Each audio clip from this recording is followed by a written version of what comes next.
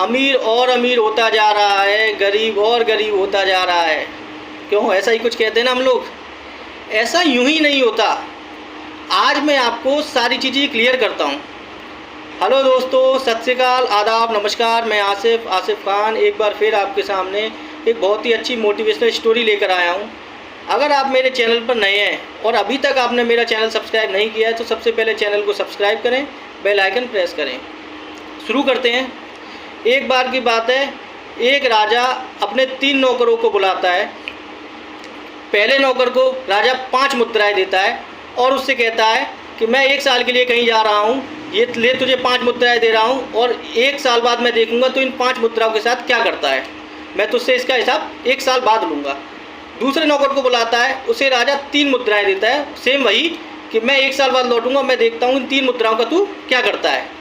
फिर तीसरे नौकर को बुलाता है और राजा उसे 1 मुद्रा देता है और उससे वही बातें कहता है कि मैं 1 साल के लिए कहीं जा रहा हूँ और ये मैं तुझे दे रहा हूँ, अब मैं 1 साल बाद देखूंगा तू इस मुद्रा के साथ क्या करता है।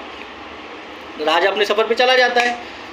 तीनों नौकर अपने अपने काम में लग जाते हैं। पहला जो नौकर जिसे 5 मुद्राएं मिलती हैं वो इन 5 मुद्राओं से बिजनेस करता है, तो 1 साल बाद उसका वो डबल कर देता है, 10 मुद्राएं बना देता है।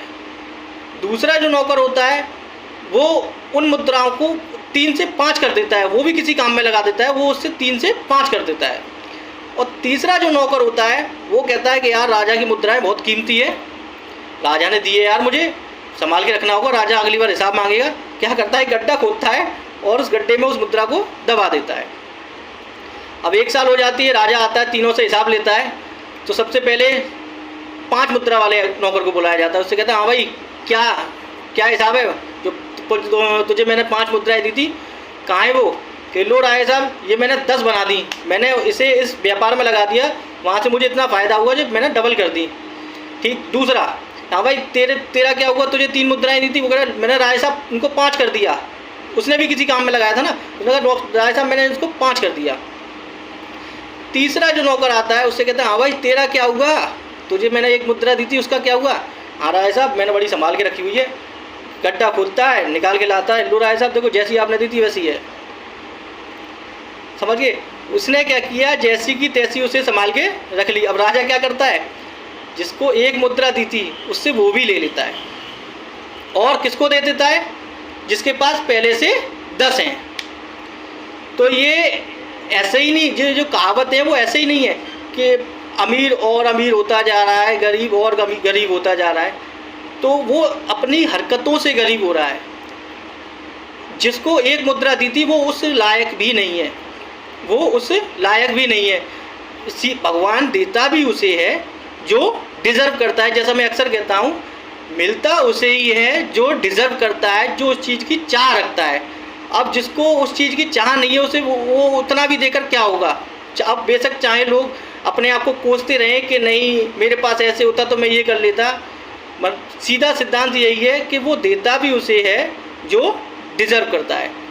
आप जिस चीज़ का इस्तेमाल नहीं करोगे भगवान आपसे उसको भी छीन लेगा। बहुत सिंपल सा उदाहरण दे रहा हूँ। जब बच्चा जन्म लेता है तो उसके दोनों हाथ बराबर, भाई दोनों हाथ काम करते हैं, बराबर ताकत होती है दोनों में, ठीक है ना, तो दोनों एक जैसे होते हैं। अब धीरे धीरे कुछ लोग क्या होता है, कुछ लेफ्टी हो जाते हैं, कुछ राइटी हो जाते हैं, यानी कुछ लोग सीधे हाथ से काम लेते हैं, कुछ उल्टे हाथ से काम लेते हैं।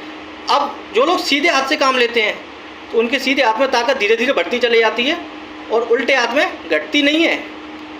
उन्होंने उस हाथ से काम नहीं लिया इसलिए घट गई, ताकत बराबर थी, दोनों हाथों में ताकत बराबर थी। मसला क्या है कि वो इस हाथ से काम ही नहीं लेता था तो भगवान ने इस हाथ की ताकत छीन ली। तो जिस चीज़ का आप इस्तेमाल नहीं कर पाओगे वो आपसे छीन ली जाएगी। तो मेरे कहने का मकसद सिर्फ इतना था, कोसने से कुछ नहीं होगा। भगवान देता उसे है जो डिज़र्व करता है, जो उस लायक है। धन्यवाद।